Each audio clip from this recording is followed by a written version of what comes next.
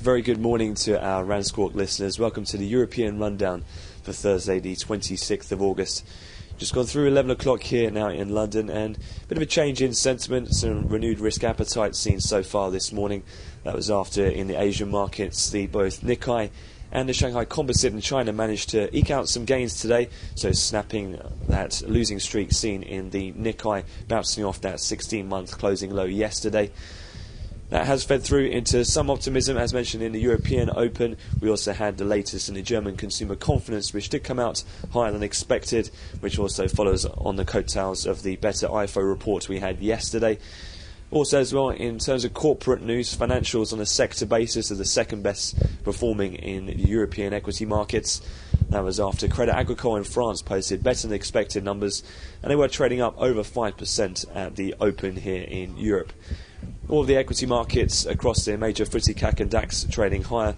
The peripheral stock indices such as the IBEX also outperforming, slightly up over 1%, which has meant Bund futures have traded down in negative territory, with the European peripheral spreads relatively tighter, giving back some of the widening trades we had yesterday.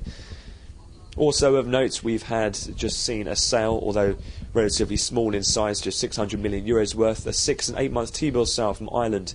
Quite interesting to note that after that S&P sovereign downgrade of Ireland earlier in the week, those sales went through without any problem at all. Indeed, they did show some very strong cover ratios, over 10 in the bid to cover for the 6 month issue, and they also had lower average yields, but the overall market reaction pretty muted given the lighter economic news flow at the moment. In terms of the Japanese yen, there's been continued commentary there. Overnight did have some yen weakness on the back of further comments coming, a reiteration out of Noda that they would take the necessary or appropriate action when it is necessary.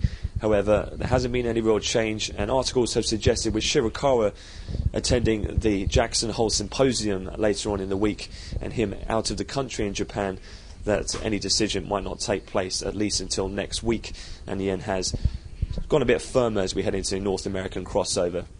Just looking forward in terms of the calendar to come, the US data will have the latest in the weekly jobless, and we'll see if that can buck the trend of the generally weaker data we've had, especially in the housing front from the US this week.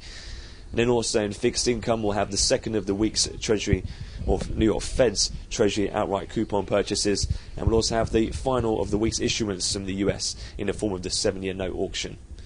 We'll have another update to come at the European cash equity close, and I wish you all a great trading day.